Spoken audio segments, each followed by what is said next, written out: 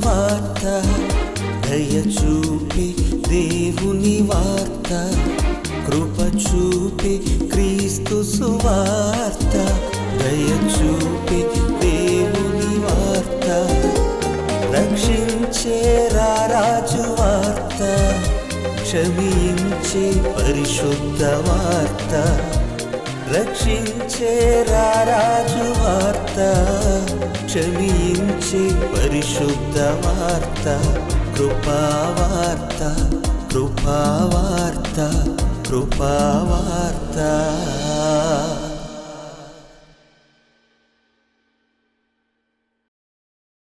నీతి నిమిత్తము మనలను ఎవరైనా గద్దిస్తే దానిని మనం స్వీకరించాలి. మన మేలును కోరి మనలను గద్దించేవారు మనకు మిత్రులే. ఈ సమాజంలో మనుష్య ఆలోచనలలో ఎవరైనా మనిషిని పొగిడితే అట్టివారిని ప్రేమించాలనుకుంటారు. ఎవరైనా మనుషులను గద్దిస్తే అట్టివారిని ద్వేషించాలనుకుంటారు. ఈ ఆలోచన విధానం తప్పు. మానవ జీవితంలో మనలను మంచి మార్గంలో నడిపించటానికి మనలను ఎవరైనా గద్దిస్తున్నప్పుడు ఆ గద్దింపులను స్వీకరించాలి. సర్వోన్నతుడైన దేవుని మాటలను మనకు నేర్పిస్తూ మనలను ఎవరైనా గద్దిస్తున్నప్పుడు ఆ గద్దింపులు మనకు ఆశీర్వాదకరము. చాలామంది అనుకుంటారు మన మేలును కోరేవారే మనలను ఆశీర్వదిస్తున్నారు అనుకుంటారు. కానీ మన మేలును కోరుతూ మనలను గద్దిస్తున్నవారు కూడా మనలను ఆశీర్వదిస్తున్నట్టే. పరిశుద్ధ గ్రంథంలోని దేవుని మాటలలో ఈరోజు ఈ సందర్భాన్ని మనం నేర్చుకుందాం. నీతి మార్గములో మనం నడుచుకోవటానికి, సత్యమును అనుసరించి మనం జీవించటానికి మనలను ఎవరైనా గద్దించినప్పుడు ఆ గద్దింపులు మనకు ఆశీర్వాదకరములని నేర్పించే సంగతులను ఈరోజు ఈ సందేశము ద్వారా మనం విందాం. కృపావార్త అనే ఈ కార్యక్రమానికి మీ అందరికీ ప్రభువైన యేసుక్రీస్తు వారి నామములో స్వాగతమును తెలియజేస్తున్నాను. దేవుని వాక్యమును వినుటకు ఆసక్తిని కనపరుచున్నటువంటి నా ప్రియులైన సహోదరి సహోదరులారా, మీ అందరికీ ఈ కార్యక్రమానికి స్వాగతమును తెలియజేస్తున్నాను. ఈరోజు మనం నేర్చుకోబోతున్నటువంటి సంగతి నీతి నిమిత్తము గద్దింపు మనకు ఆశీర్వాదకరం. ఈ విషయాన్ని గురించి మనం ఆలోచన చేద్దాం. సాధారణంగా మనుషులుగా మనం బ్రతుకుతున్నప్పుడు ఎవరైనా మనలను దీవిస్తే వారు మన మేలును కోరుకుంటున్నారు అని మనం అనుకుంటాం. ఎవరైనా మనకు మంచి మాటలు చెప్పి మనలను పొగుడుతున్నప్పుడు, లేక మన మనస్సుకు ఆనందకరమైనటువంటి మాటలను వారు పలుకుతున్నప్పుడు అట్టి వారిని చూచి వీరు మా శ్రేయోభిలాషులు, మా మంచిని కోరుతున్నారు అని వారిని మనం చాలా ఇష్టపడతాం. అయితే ఎవరైనా దేవుని వాక్యమును బట్టి మనలను గద్దించినప్పుడు మనము ఆ గద్దింపులను స్వీకరించగలుగుతున్నామా? నీతి మార్గంలో మనలను నడిపించటానికి ఎవరైనా ప్రయాసపడుతున్నప్పుడు, దేవుని వాక్యములో మనలను నిలబెట్టడానికి ఎవరైనా మన మీద కోపగించుకుంటున్నప్పుడు అట్టివారి విషయంలో మనం ఎలా ఉంటున్నాం? మన ప్రవర్తన ఎలా ఉంటున్నది? దేవుని మాటలు, దేవుని వాక్యము, దేవుని సంగతులు మానవ బ్రతుకులను ఎప్పుడూ కూడా సరిచేస్తూ ఉంటాయి. మనం ఎలా ఉన్నా కానీ మనలను దీవించి ఆశీర్వదించి పంపించే మాటలు కాదు దేవుని మాటలు. దేవుని మాటలు ఎటువంటివి? మన బ్రతుకులను ఎప్పటికప్పుడు సరిచేస్తూ ఉంటాయి. ఎందుకు సరిచేయాలి? మానవ జీవితం ఒకవేళ సరిచేయబడకపోతే, అనునిత్యము కళ్ళెముతో సరైన మార్గంలో మనిషి జీవితాన్ని నడిపించకపోతే ఎటు పడితే అటు ఈ జీవితం వెళ్ళిపోతుంది. అపవాది అయిన వాడు మనిషిని చీకటి మార్గంలోనికి తీసుకుని వెళ్ళిపోతాడు. మరణకరమైనటువంటి దారిలో మనలను నడిపిస్తాడు. అందువలన సరైన దారి, తిన్నని దారి, సూటిగా గమ్యమును చేరే దారిని మనం విడిచిపోకుండా ఉండాలంటే ఎప్పటికప్పుడు ఈ మార్గంలో ఉండటానికి దేవుని మాటల చేత మనము సరిచేయబడాలి. దేవుని వాక్యం మనలను సరిచేస్తున్నప్పుడు మనకు ఆ మాటలన్నీ కూడా గద్దింపులుగా కనిపిస్తాయి, మనలను శిక్షిస్తున్నట్టుగా కనిపిస్తాయి, మనలను ఇబ్బంది పెడుతున్నట్టుగా కనిపిస్తాయి, మనకి కష్టతరంగా ఉంటాయి. అయినా సరే దేవుని మార్గములో మనలను నడిపించు నిమిత్తము మనము ప్రతి గద్దింపును స్వీకరించాలి, ప్రతి శిక్షను చాలా ఆనందముతో స్వీకరించాలి, మనము సరిచేయబడాలి. ఇది చాలా ఉన్నతమైనటువంటి విషయం. ఈరోజు మనుషులలో అనేక మంది దీనికి లోబడరు, ఈ మాటలను ఒప్పుకోరు. ఏ మనిషి అయినా మరో మనిషిని పొగిడితే ఆ మనిషి సంతోషిస్తున్నాడు, అంతే తప్ప దేవుని వాక్యమును బట్టి గద్దిస్తే మాత్రం ఊరుకునే విధానంలో లేడు, సరిచేసుకునేటువంటి ప్రవర్తనలో లేడు. పరిశుద్ధ గ్రంథం నుండి దేవుని మాటలను మీరు చూడగలిగితే దేవుడు ఈ విషయమై చాలా అద్భుతముగా ఆయన సంగతులను వ్రాయించాడు.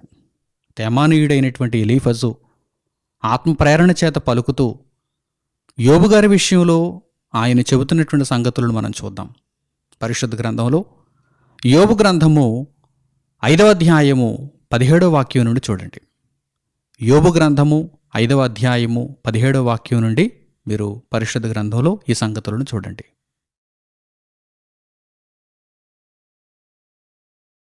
దేవుడు గద్దించు మనుష్యుడు ధన్యుడు, కాబట్టి సర్వశక్తుడగు దేవుని శిక్షను తృణీకరింపకుము. ఆయన గాయపరిచి గాయమును కట్టును, ఆయన గాయము చేయును, ఆయన చేతులే స్వస్థపరచును. ఇక్కడ తేమానీయుడైనటువంటి ఎలీఫజు మాట్లాడుతున్నాడు, దేవుడు గద్దించు మనుష్యుడు ధన్యుడు. అందరూ ఏమనుకుంటారంటే దేవుడు ఆశీర్వదిస్తే ధన్యుడని, దేవుడు దీవిస్తే ధన్యుడని మాత్రమే అనుకుంటారు. దేవుడు ఆశీర్వదించాలన్నా, దీవించాలన్నా, మనలను మేలులతో నింపాలన్నా ముందుగా ఆయన ఏమనుకుంటాడంటే మనము సరిచేయబడాలి అనుకుంటాడు. అది దేవుని మనస్సు. మనము దేవుని మార్గంలో ఉండకుండా దేవుడు మనలను ఆశీర్వదించినా ఉపయోగమేముంది, దేవుడు మనలను దీవెనలతో ముంచినా ఉపయోగమేముంది? ఈరోజు మనుషులలో అనేక మంది దేవుడు అనుగ్రహించేటువంటి ఫలములతో తృప్తి పొంది జీవిస్తున్నారు, కానీ వారి బ్రతుకులు సరిచేయబడలేదు. వారి ఆత్మలు నిత్యత్వానికి వెలుచున్నట్టుగా కనిపించటం లేదు. దేవుడు దయచేసినటువంటి ప్రకృతి ఫలములన్నిటినీ కడుపార తిని ఈరోజు సుఖంగా సంతోషంగా జీవిస్తున్నారు, దేవుని దీవెన అని తమ జీవితాన్ని గడుపుకుంటున్నారు. అయితే ఆత్మరక్షణ విషయమై ఏ ఒక్కరైనా ఆలోచిస్తున్నారా? శరీరానికి సంబంధించినటువంటి ప్రకృతి ఫలములను దేవుని కృప వలన అనుభవిస్తున్నటువంటి మనిషి ఆత్మ సంబంధమైనటువంటి ఫలములను తన జీవితంలో చూపించగలుగుతున్నాడా? దేవుని వాక్యమును అనుసరించి తన ఆత్మను రక్షించుకోగలుగుతున్నాడా? ప్రభువైన యేసుక్రీస్తు వలె జీవించగలుగుతున్నాడా? అందుకే దేవుడు ప్రతి మనిషి విషయంలో ఆయన ఆలోచనలను ఏ విధంగా కలిగి ఉన్నాడంటే, నేను గద్దించి, నేను శిక్షించి ఒక మనిషిని నా బిడ్డగా నేను మార్చుకోవాలని దేవుడు అనుకుంటున్నాడు. కానీ ఈ సందర్భానికి ఎంతమంది లోబడుతున్నారు? అనేక మంది లోబడరని దేవుని వాక్యమును బట్టి మనం అర్థం చేసుకోవచ్చు. ఎందుకంటే దేవుడు ఏమని తెలియజేస్తున్నాడు? దేవుని గద్దింపును మీరు నిరాకరించవద్దు, తృణీకరించవద్దు. దేవుడు గద్దించు మనుష్యుడు ధన్యుడు. సర్వశక్తుడు నిన్ను గద్దిస్తున్నప్పుడు ఆయన గద్దింపును, ఆయన శిక్షను నీవు తృణీకరించవద్దు. ఆయన గాయం చేస్తాడు, ఆ తరువాత ఆయన చేతులే ఆ గాయమును మాన్పి స్వస్థపరుస్తాయి.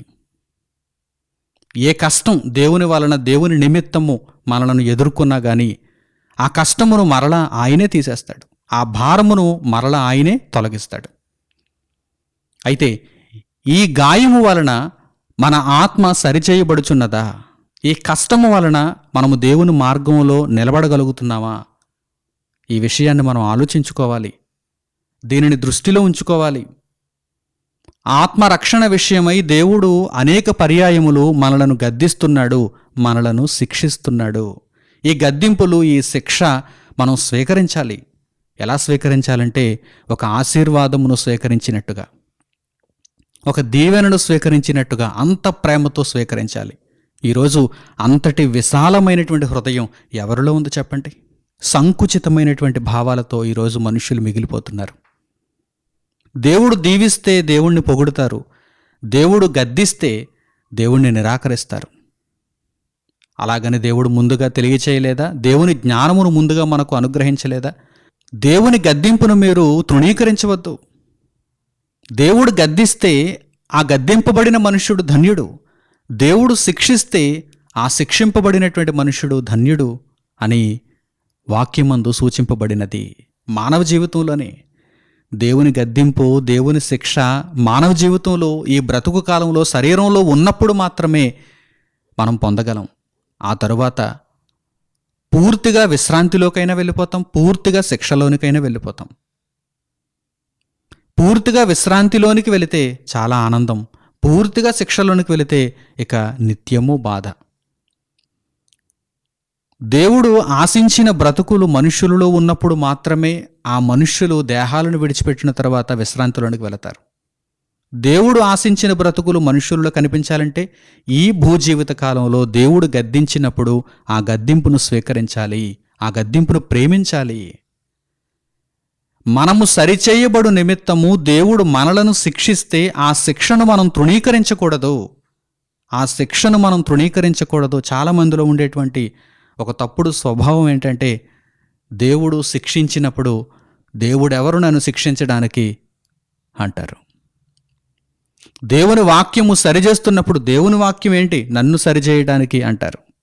అదే దీవెనలైతే, అదే దేవుని దగ్గర నుండి ఆశీర్వాదాలైతే, అదే దేవుని దగ్గర నుండి లాభాలైతే చాలా గొప్పగా కోరుకుంటారు. ఆధిక్యత, దేవుని దగ్గర ఆధిక్యతనైతే చాలా గొప్పగా కోరుకుంటారు, ఆశిస్తారు, ప్రేమిస్తారు.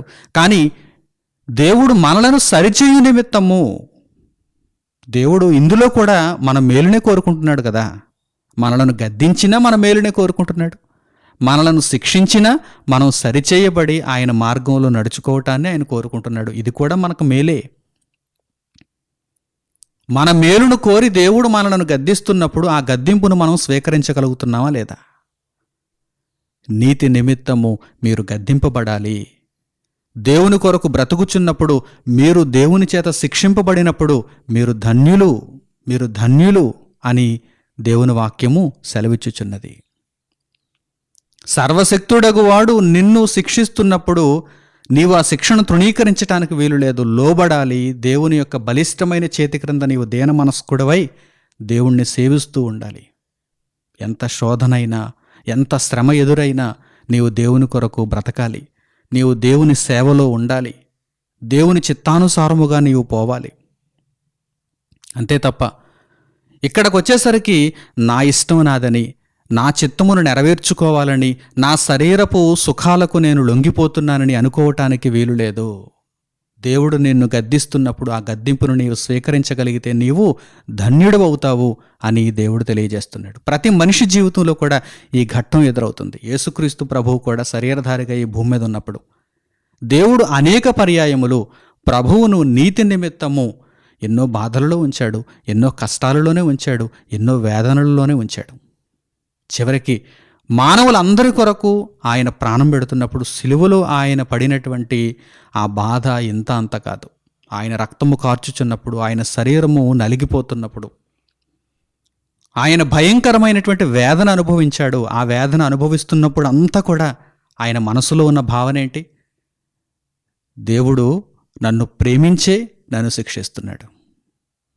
ఇదంతా కూడా నేను చేసినటువంటి తప్పు నిమిత్తం కాదు, నా జీవితం ఏదో సరిచేయబడాలని కాదు, మనుషుల జీవితాలను సరిచేయటానికి దేవుడు నన్ను శిక్షిస్తున్నాడని గొప్పవాడైనటువంటి యేసుక్రీస్తు ప్రభువే దేవుడు ఇచ్చినటువంటి ఆ శిక్షను స్వీకరించాడంటే, ఈరోజు పాపపు జీవితాలలో ఉండిపోయినటువంటి మనము దేవుడు మనలను శిక్షించగా ఆ శిక్షను స్వీకరించవద్దా? దేవుడు మనలను గద్దించగా ఆ గద్దింపును స్వీకరించవద్దా? ఇక్కడ దురదృష్టం ఏంటంటే, చాలామంది బోధకులు కూడా ఈ విషయాలను చెప్పటానికి ఇష్టపడరు. ఎందుకంటే మనుషులు దురద చెవులు కలిగిన వారు. వారికి ఎలాంటి విషయాలు నచ్చుతాయి? దేవుడు మిమ్మును ఆశీర్వదిస్తాడు, దేవుడు మిమ్మును సర్వ సంపదలతో ఆయన దీవిస్తాడు అని చెబితేనే వారికి ఆ మాటలు నచ్చుతాయి. కనుక ఆ మాటలనే ఎల్లప్పుడూ చెప్పటానికి వీరు కూడా ఉత్సాహాన్ని చూపిస్తున్నారు తప్ప దేవుని మనసు ఏమిటి, దేవుని ఆలోచన ఏమిటి, దేవుడు ఏం చెప్పమంటున్నాడు, ఈ మనుషులకు ఏమీ తెలియదని దేవుడు పరలోకం నుండి ఏ బోధ చేయమని ఆయన ఆదేశిస్తున్నాడు, ఈ విషయాలను బోధకులు గ్రహించగలుగుతున్నారా? బోధకులు ఈ విషయమైనటువంటి బోధలు చేయకపోవడం వల్ల కూడా ఈరోజు అనేక మంది దేవుని యొద్ద నుండి ఎల్లప్పుడూ మేలులే పొందాలనేటువంటి ఆలోచనతో ఉండిపోయారు. దేవుడు తప్పకుండా మనకు మేలును అనుగ్రహిస్తాడు, కానీ ఆయన శిక్షిస్తాడు. మన జీవితాలను సరిచేయటానికి ఆయన గద్దిస్తాడు. దేవుని దృష్టిలో ఉన్నారు.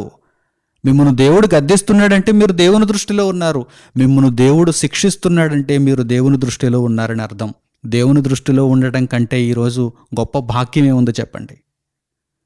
దేవుని ఆలోచనలలో మనం ఉండి మనము సరిచేయబడాలని దేవుడు నిరంతరం ఆలోచన చేస్తూ మనలను గద్దిస్తూ ఉంటే అంతకంటే గొప్ప భాగ్యాన్ని ఈరోజు మీరు ప్రపంచంలో ఏదైనా చూపించండి. మనలను దేవుడు తన ఆలోచనల్లో ఉంచుకొని ఈ బిడ్డ నా చెయ్యి దాటిపోకూడదని, ఈ బిడ్డను నేను గద్దించి శిక్షించి సరిచేయాలని దేవుడు ఆలోచిస్తున్నాడంటే అంతకంటే గొప్ప భాగ్యం ఇంకేమైనా ఉందా? మనం దేవుని ఆలోచనలో ఉన్నాం. ప్రియులారా, సామెతల గ్రంథంలో కూడా ఒక తండ్రి ఒక కుమారుడు వీరి మధ్య ఈ గద్దింపులు శిక్షలు ఏ విధంగా ఉంటాయో తెలియచేయబడింది. ఆ విషయాలను కూడా మీరు చూడండి. ఒక భక్తుడు దేవునికి ఏమవుతాడు? పరిశుద్ధ గ్రంథమును బట్టి మీరు ఆలోచన చేస్తున్నప్పుడు ఒక భక్తుడు దేవునికి మధ్య ఉన్నటువంటి సంబంధం ఏంటి? తండ్రి కుమారుడు మధ్య ఉన్న సంబంధం. దేవుడు తండ్రి అయితే భక్తుడు కుమారుడు. ఈ భూమి మీద మనుషులు దేవునికి కుమారులుగా బ్రతకాలి. చూడండి, ఒక మంచి పోలికతో సామెతల గ్రంథంలో తెలియచేయబడినటువంటి మాటలను మీరు చూడండి. సామెతల గ్రంథము 3వ అధ్యాయము 11వ వాక్యం నుండి, సామెతల గ్రంథము 3వ అధ్యాయము 11వ వాక్యం నుండి ఈ సందర్భాన్ని మీరు చూడండి.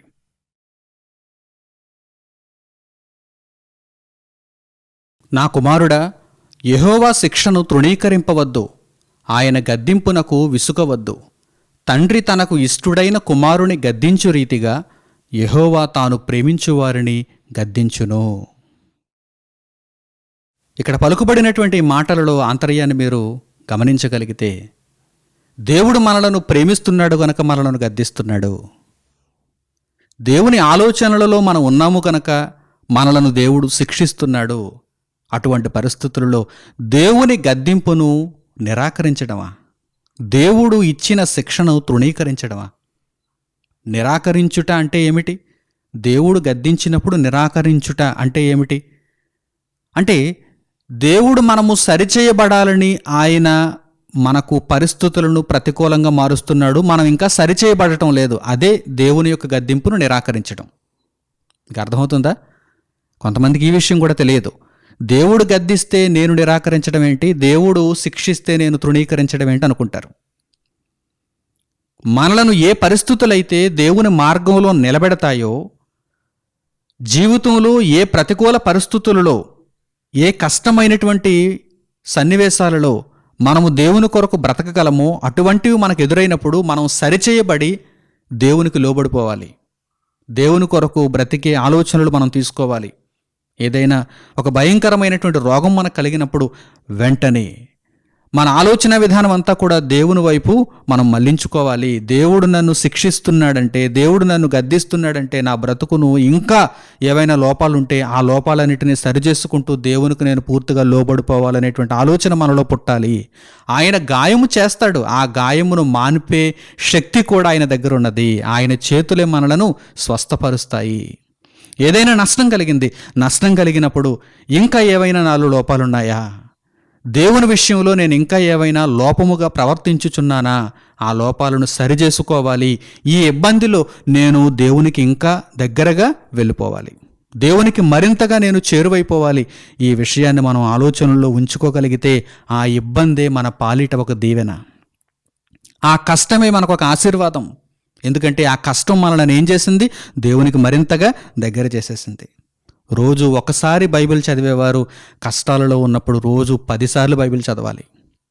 ఇబ్బందులు, ఇక్కట్లు, వేదనలు మనలను చుట్టుముడుతున్నప్పుడు దేవుని కొరకు మనం సరిచేసుకోవలసినటువంటి విషయాలలో మరింతగా మనం ఆలోచన చేసి పూర్తిగా సవరించబడి మనం దేవుని మార్గంలో ముందుకు కొనసాగాలి. అందుకే ఇక్కడ ఏమని తెలియజేస్తున్నాడు చూడండి, సామెతల గ్రంథంలో వ్రాయబడిన మాటలు చూడండి. నా కుమారుడా, దేవుని యొక్క శిక్షను నీవు ఎంతమాత్రం కూడా తృణీకరించవద్దు. దేవుడు నిన్ను బహుగా దీవెనలతో ఆశీర్వాదాలతో ముంచెత్తితే నీవు దేవునికి దూరం అయిపోతావేమో. కానీ దేవుడు నిన్ను శిక్షిస్తున్నప్పుడు మాత్రం నీవు దేవునికి మరింతగా దగ్గర అవ్వడానికి అవకాశాలు ఎక్కువగా ఉంటాయి. కనుక దేవుడు నిన్ను శిక్షించినప్పుడు ఆయన శిక్షను నీవు తృణీకరించవద్దు. దేవుడు నేను గద్దించినప్పుడు ఆ గద్దింపునకు నీవు విసుగవద్దు.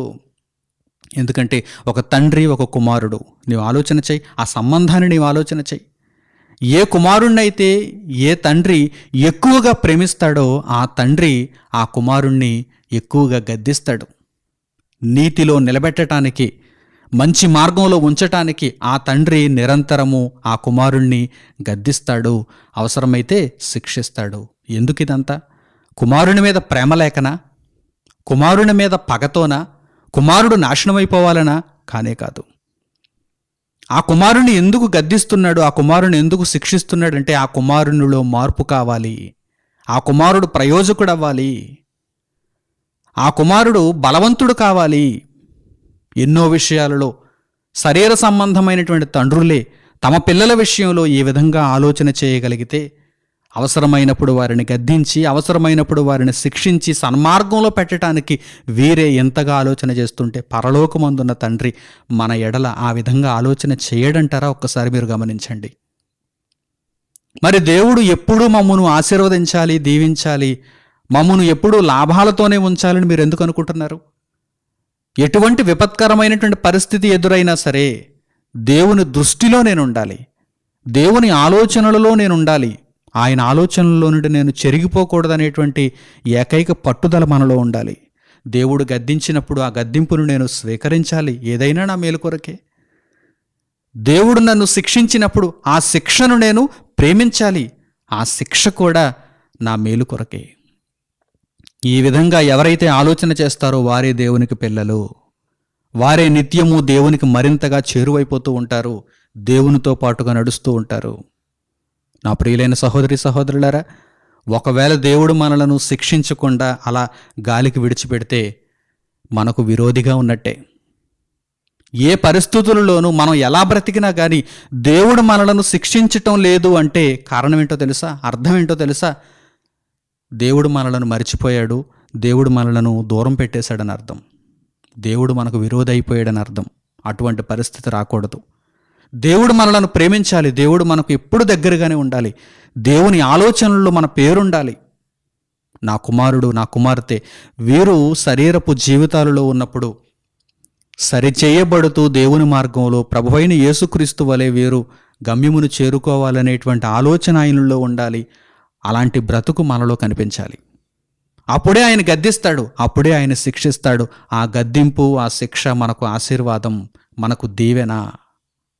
చూడండి, సామెతల గ్రంథంలోని ఈ విషయమై తెలియచేయబడిన మాటలను చూడండి. సామెతల గ్రంథము 13వ అధ్యాయము 24వ వాక్యం. సామెతల గ్రంథము 13వ అధ్యాయము 24వ వాక్యాన్ని చూడండి.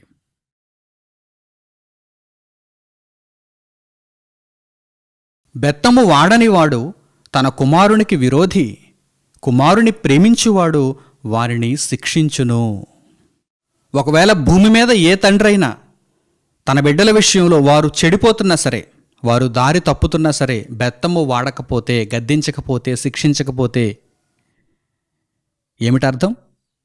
ఆ తండ్రి ఆ పిల్లలకు విరోధిగా ఉన్నాడని అర్థం. ఇక నా పిల్లలు ఎలా ఉంటే ఏమిలే, నేను వారిని శిక్షించాలనుకోవటం లేదు, వారిని గద్దించాలనుకోవటం లేదు, వారిని విడిచిపెట్టేశాను, గాలికి వదిలేశాను అంటుంటారు ఒక్కొక్కసారి. తల్లిదండ్రులను మనం అడిగినప్పుడు, ఏమ్మా పిల్లలను గూర్చి నీవు పట్టించుకోవటం లేదంటే, ఏ అయ్యా నీ పిల్లలను గూర్చి నీవు ఏమాత్రం ఆలోచించటం లేదేంటి అంటే వారు ఏమంటారు? ఒక్కొక్కసారి వారు ఏం మాట్లాడతారు చెప్పండి? నా చెయ్యి దాటిపోయాడండి అంటారు. అంటే చేతుల్లో ఉన్నప్పుడు శిక్షిస్తాను, నా చేతుల్లో ఉన్నప్పుడు నేను గద్దిస్తాను. చెయ్యి దాటిపోయాడండి, చెయ్యి దాటిపోయాడు కనుక నేను కూడా విడిచిపెట్టేశాను అంటారు, నేను కూడా విడిచిపెట్టేశానంటారు. ఇప్పుడు దేవుడు మన విషయమై ఆ మాట చెప్పే పరిస్థితులలో ఉంటే కనుక మన బ్రతుకులు ఎంత దయనీయంగా ఉన్నాయో మీరు ఆలోచన చేయండి. ఈ బిడ్డ మారడానికి నాకు అర్థమైపోయింది, చెయ్యి దాటిపోయాడు, ఇక నేను విడిచిపెట్టేశాను కనుక ఈ బిడ్డను నేను ఇక శిక్షించను, గద్దించను అని దేవుడు ఒక నిర్ణయానికి వచ్చేసాడు అనుకోండి. ఎవరి విషయంలో అయితే దేవుడు ఆ నిర్ణయానికి వచ్చేసాడో అట్టివారు ఎవరన్నమాట? చాలా దౌర్భాగ్యులు. దేవుని చేతులలో నుండి వెళ్ళిపోయారా? దేవుని పరిరక్షణలో నుండి వెళ్ళిపోయారా? దేవుని ఆలోచనల్లో నుండి బయటకు వెళ్ళిపోయారా? మిమ్మల్ని గూర్చికి దేవుడు పట్టించుకోవటం లేదా? అయితే ఆ పరిస్థితి చాలా భయంకరమైనది. ఆయన ఎప్పుడైతే మన మేలును కోరి మనలను శిక్షిస్తున్నాడో అప్పుడు ఆయన మనలను ప్రేమిస్తున్నట్టు. ఆయన ఎప్పుడైతే మనలను విడిచిపెట్టేశాడో, మనలను గద్దించకుండా, శిక్షించకుండా మన ఇష్టానికి మనలను విడిచిపెట్టేశాడో అప్పుడు మనకు ఆయన విరోధి అయిపోయినట్టే లెక్క. అందుకే సామెతల గ్రంథంలో ఈ మాటలు చూడండి. బెత్తము వాడకపోతే కుమారునికి తండ్రి విరోధి, వారిద్దరి మధ్య సంబంధం తెగిపోయింది, చెడిపోయింది. ఏ తండ్రి అయితే తన కుమారుని ప్రేమిస్తాడో ఆ తండ్రి తన కుమారుని శిక్షిస్తాడు. ఆ తండ్రి తన కుమారుని శిక్షిస్తాడు. బెత్తము వాడని తండ్రి కుమారునికి విరోధి. మరి ఏ మనిషినైతే దేవుడు గద్దించటం లేదో, శిక్షించటం లేదో ఆ మనిషి కూడా దేవునికి దూరం అయిపోయినట్టే కదా. ఆ మనిషికి కూడా దేవుడు విరోధి అయిపోయినట్టే కదా. ఇప్పుడు మీరు ఆలోచించండి, దేవుని గద్దింపు మనకు ఎంత అవసరమో, దేవుని శిక్షను మనం ఎంతగా ప్రేమించాలో ఇప్పుడు మీరు ఆలోచన చేయండి. నిజంగా లోక సంబంధమైనటువంటి ఈ దీవెనలు, శరీర సంబంధమైనటువంటి ఈ ఆశీర్వాదాలు కాదు, కానీ ముఖ్యంగా నాకు కావలసినది దేవుని యొద్ద నుండి గద్దింపే అని ఈ మాటలను మీరు అర్థం చేసుకుంటే మీరు చెప్పగలుగుతారు. నాకు కావలసినది దేవుని యొద్ద నుండి గద్దింపే, దేవుని యొద్ద నుండి శిక్షే. ఎందుకంటే నన్ను సరిచేయటానికి ఆయన అంతగా ఆలోచిస్తున్నప్పుడు నేను సరిచేయబడవద్దా? ఆయన గద్దింపును స్వీకరించవద్దా? ఆయన శిక్షను నేను ప్రేమించవద్దా అని మీరు ఆలోచిస్తారు. అపొస్తలుడైన పౌలు గారు కూడా తన పత్రికలలో ఈ విషయాన్ని గురించి చాలా గొప్పగా వ్రాస్తున్నారు. ఆ మాటలను కూడా మనం చూద్దాం. ఒకవేళ దేవుని యొద్ద నుండి మీ యొద్దకు గద్దింపులు రాకపోతే, దేవుని యొద్ద నుండి మీ యొద్దకు శిక్ష రాకపోతే మీరు దుర్బీజులు అంటున్నారు పౌలు గారు పరిశుద్ధాత్మ ప్రేరణతో. మీరు దుర్బీజులు అంటే ఆయనకు పుట్టినవారే కారు. ఆ మాటలను నిజంగా మనం చదువుతున్నప్పుడు, వాటిని అర్థం చేసుకుంటున్నప్పుడు దేవుని గద్దింపును మనం ఎంతగా ప్రేమించాలో, ఆ ధన్యతలో అడుగు పెట్టాలంటే దేవుని యొద్ద నుండి వచ్చే శిక్షను మనం ఎంతగా ప్రేమించాలో మనకు అర్థమవుతుంది. పరిశుద్ధ గ్రంథంలో ఆ మాటలను ఇప్పుడు మీరు చూడండి. హెబ్రీయులకు పౌలు గారు రాసిన పత్రిక 12వ అధ్యాయము 7వ వాక్యం నుండి. అపొస్తలుడైన పౌలు గారు హెబ్రీయులకు రాసిన పత్రిక 12వ అధ్యాయము 7వ వాక్యం నుండి ఇప్పుడు మీరు పరిశుద్ధ గ్రంథంలో చూడండి.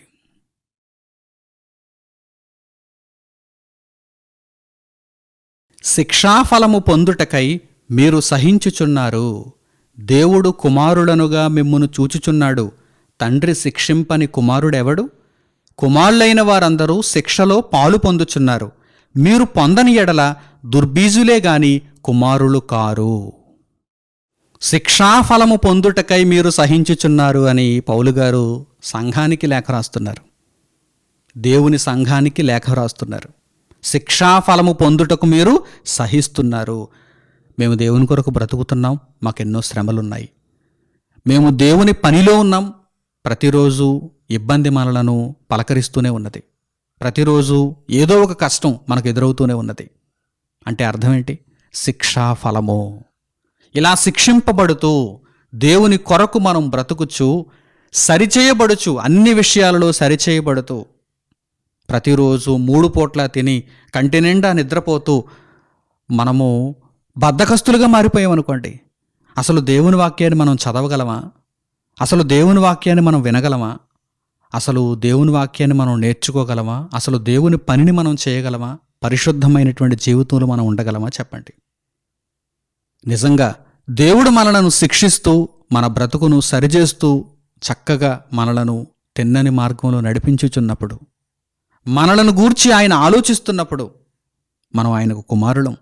శిక్షాఫలము పొందటానికి మనం సహించుచున్నాము. ఎంత గొప్ప మాట అండి. మనం దేవుని కొరకు శిక్షను అనుభవిస్తున్నాం. మనం దేవుని కొరకు ఆ ఇబ్బందిని అనుభవిస్తున్నాం. దేవుడు గద్దించినప్పుడు మనం లోబడుతున్నాం. ఇంకా ఏమైనా లోపాలుంటే సరి చేసుకుంటున్నాం. ఎందుకంటే ఫలము పొందటానికి.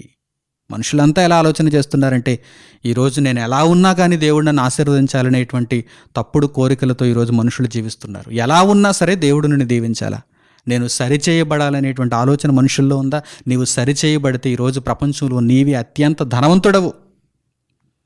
నీవు దేవుని మార్గంలో నిజంగా సరిచేయబడి నీతి మార్గమందు నీవు నడుచుకుంటూ ఉంటే నీ దగ్గర రంగు నోట్లు ఉండక్కర్లే. దేవుడు నిన్ను చూచి నీవే ధనవంతుడవు, నీవే భాగ్యవంతుడు అని చెబుతాడు. దానిని ఎవరైనా కోరుకుంటున్నారా? బ్రతుకులేమో కుళ్ళిపోయి ఉండాలి, బ్రతుకులేమో అస్తవ్యస్తంగా ఉండాలి, చేతిలోనేమో డబ్బు ఉండాలి, చుట్టూనేమో మేడలు ఉండాలి. ఇదా అసలైనటువంటి భాగ్యం? కానే కాదు. కనుక పరిశుద్ధ గ్రంథము సెలవిచ్చుచున్నటువంటి మాటలు ఏమిటంటే, నీవు దేవుడు గద్దించినప్పుడు నీ బ్రతుకును సరిచేసుకో, దేవుడు నిన్ను శిక్షించినప్పుడు ఆ శిక్షను ప్రేమించు, అప్పుడు నీవు ధన్యుడు అవుతావు. ఒకవేళ దేవుడు నిన్ను గద్దించటం లేదు, నిన్ను చేయి విడిచిపెట్టేశాడంటే నీవు ఆయనకు కుమారుడుగా బ్రతకటం లేదని అర్థం. నీవు దుర్బీజుడవు, అంటే నీలో సరైన బీజం లేదు, అపవాది బీజముతో బ్రతుకుతున్నావు. ఇంకా ఆ మాటల కొనసాగింపును చూడండి, చాలా అద్భుతం అండి. ఆ సందర్భంలో పౌలు గారు పరిశుద్ధాత్మ ప్రేరణతో పలికిన ఆ మాటలు చాలా అద్భుతం. 12వ అధ్యాయం హెబ్రీలకు రాసిన పత్రిక 9వ వాక్యం నుండి కూడా మీరు చూడండి, ఆ కొనసాగింపును మీరు చూడండి.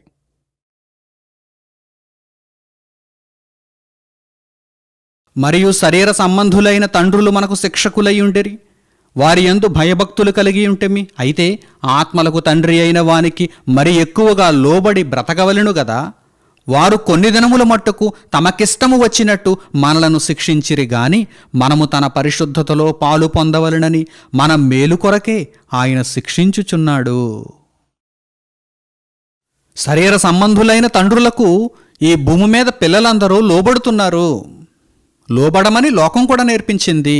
అయితే వారందరూ కూడా శరీర సంబంధముగానే శిక్షిస్తారు. శరీర సంబంధమైన బ్రతుకును గూర్చి వారు శిక్షణలో ఉంచుతారు, గద్దిస్తారు, శిక్షణలో ఉంచుతారు. ఏం చెబుతాడు? ఒక కుమారునికి ఒక తండ్రి ఏం చెబుతాడు? లోక సంబంధమైనటువంటి తండ్రి, అరే బాగా చదువుకోరా, చదువుకుంటే నీకు మంచి ఉద్యోగం వస్తుంది, ఉద్యోగం వస్తే బాగా డబ్బులు సంపాదిస్తావు, నీవు బాగా స్థిరపడతావు అంటాడు. అంతేనా? అంతకంటే ఈరోజు శరీర సంబంధమైనటువంటి తండ్రులు తమ పిల్లలకు చెప్పే మాటలలో ఇంకేముంటాయి చెప్పండి? ఇంకా లోక సంబంధంగా ఏదైనా మాటలు చెప్పాల్సి వచ్చినప్పుడు వారు చెబుతారు. అందుకే ఇక్కడ వ్రాయబడిన మాటలను మీరు చూడండి, వారు తమకిష్టమైనట్టుగా తమ పిల్లలను గద్దిస్తూ ఉంటారు, తమ పిల్లలను శిక్షిస్తూ ఉంటారు, తమకిష్టమైనట్టుగా. అయితే పరలోకమందున్న దేవుడు మనలను ఎందుకు గద్దిస్తున్నాడు, ఎందుకు శిక్షిస్తున్నాడు? ఎందులో ప్రవేశించాలని? మహిమలో మనం ప్రవేశించాలని, శిక్షాఫలమును మనం పొందాలని, దేవుడు ఉన్న ఆ పరిశుద్ధతలో మనం ప్రవేశించాలని దేవుడు మన మేలు కోరి మనలను గద్దిస్తున్నాడు, శిక్షిస్తున్నాడు. శరీర సంబంధమైనటువంటి తండ్రి వలె బాగా చదువుకుంటూ ఉద్యోగం వస్తుంది, ఉద్యోగం వస్తే మంచి సంబంధం వస్తుంది, పెళ్ళవుతుంది, ఆ తర్వాత ఆస్తులు సంపాదించుకోవచ్చు, పిల్లలను కనొచ్చు, ఆ తర్వాత లోకంలో మంచి పేరు పలుకుబడులు సంపాదించుకోవచ్చు. ఇలా చెప్పడండి, ఇలాంటి మాటలు కాదండి. పరలోకమందున్న తండ్రి ప్రతి ఒక్కరికి చెప్పే మాటలేంటి? మనలను పరిశుద్ధతలోనికి తీసుకుని రావటానికే ఆయన బోధ చేస్తున్నాడు, మనలను పరిశుద్ధతలో ఉంచటానికే ఆయన మనలను గద్దిస్తున్నాడు, మనలను నిత్యత్వంలో ప్రవేశింపచేయటానికే ఆయన మనలను శిక్షిస్తున్నాడు. ఇదంతా కూడా మన మేలు కొరకే, ఇదంతా మన మేలు కొరకే. మనం నష్టపోవడానికైతే ఎప్పుడూ కూడా ఆయన ఆలోచించడు. ఆయన గొప్పవాడు, ఆయన కరుణాహృదయుడు, కృపాసంపన్నుడు, ఆయన యందు సత్యమే ఉంది, ఆయన యందు పూర్తిగా మన మేలు కోరే గుణమై ఉంది. కనుక ప్రియులారా, ఈ భూ సంబంధమైనటువంటి ఈ బ్రతుకు కాలం అంతటిలో మీరు దేవుని గద్దింపును చాలా గొప్పగా స్వీకరించాలి. ఒకవేళ దేవుని గద్దింపులో మీరు లేకపోతే దేవునికి పిల్లలే కారు. దేవుడు మిమ్మును శిక్షించి మిమ్మును సరిచేసే ఆలోచనలో ఆయన లేకపోతే కనుక అసలు మీరు ఆయనకు పిల్లలే కారు. కనుక ఈ విషయంలో దేవుణ్ణి నిరంతరం మనం కోరుకోవాలి, దేవుణ్ణి ప్రాధేయపడాలి. తండ్రి, నేను ఇంకా సరిచేసుకోవలసిన సంగతులు ఉన్నప్పుడు నా బ్రతుకు విధానం పూర్తిగా నీ దృష్టికి అంగీకారయోగ్యముగా కనపడు నిమిత్తము గద్దించు తండ్రి, శిక్షించు నాయనా అని ఆయనను మనం వేడుకోవాలి. ఇదే దేవుని మనస్సు. ఈ దేవుని మాటలను మీరు స్వీకరించగలిగితే మీ బ్రతుకులు పండుతాయి. ఈ దేవుని మాటలను మీరు వ్యతిరేకించి ఈ మాటల ప్రకారం మీరు ఉద్దేశించకపోతే మీ బ్రతుకులు పాడైపోతాయి. ప్రియులారా, ఈరోజు పైకి మిమ్మల్ని రంజింపచేసేటువంటి బోధనలు అందరూ చేస్తున్నారు, ఆ బోధనలు వినటానికి మీరు ఆలోచన చేస్తున్నారు. కానీ గాయము చేసి ఆ గాయమును మాన్పి మిమ్మును సరైన మార్గంలో పరిశుద్ధతలో ఉంచడానికి దేవుడు చేసే బోధన మీరు స్వీకరించకపోతే మీరు చాలా నష్టపోతారు. నిత్య జీవార్థమై మనలను దేవుడు కాపాడాలనుకుంటున్నాడు. పరిశుద్ధతలో మనం ప్రవేశించాలని దేవుడు మనలను గద్దించాలనుకుంటున్నాడు. ఆ సర్వశక్తుని యొక్క శిక్షను మనం తృణీకరించకూడదు.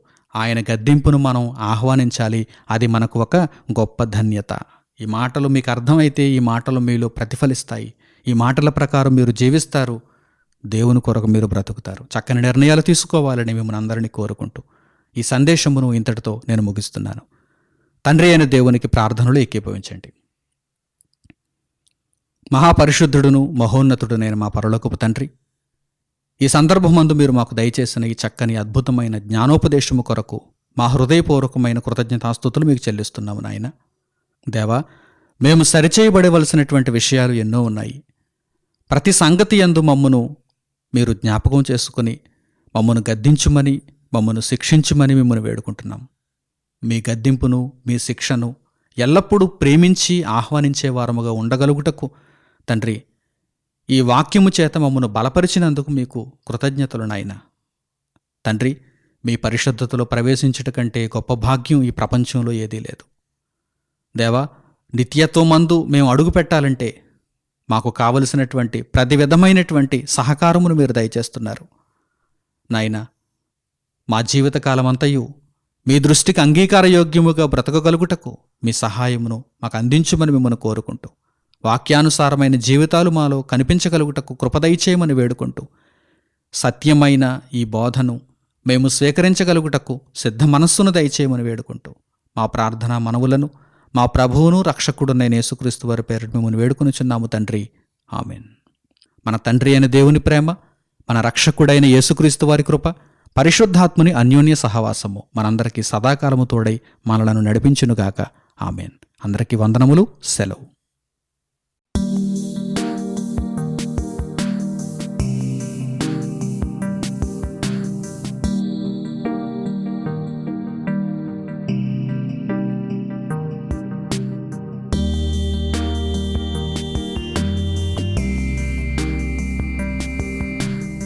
సహోదరులు మణికుమార్ గారు ప్రసంగించిన ఎన్నో ఆత్మ సంబంధమైన సంగతులను ఉచితంగా వీక్షించుటకు మా యూట్యూబ్ ఛానల్స్ను తప్పక దర్శించండి. మా సమాచారమును ఎప్పటికప్పుడు తెలుసుకొని ఆత్మీయ అభివృద్ధి నొందవలనంటే మా యూట్యూబ్ ఛానల్స్ను సబ్స్క్రైబ్ చేసుకోండి. సత్వర నోటిఫికేషన్ కొరకు సబ్స్క్రైబ్స్ బటన్ ప్రక్కన ఉన్న బెల్ సింబల్ను క్లిక్ చేయండి. మరిన్ని వివరాలకు మీరు సంప్రదించవలసిన మా ఫోన్ నంబర్స్ 8978414178 మరియు 8333927666. ధన్యవాదములు.